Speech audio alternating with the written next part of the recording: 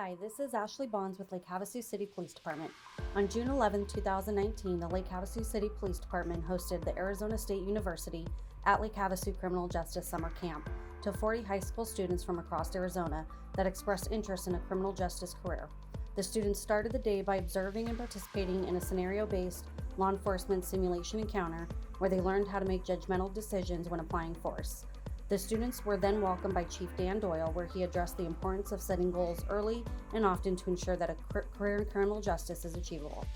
Various members of the Lake Havasu City Police Department also addressed the students and highlighted special operations that take place within the Lake Havasu City Police Department, to include dispatch operations, jail operations, SWAT tactics and uniforms, traffic enforcement, and recruitment information. In addition to the presentations, the students were afforded the opportunity to tour the Lake Havasu City Police Department, where they got to experience the day-to-day operations.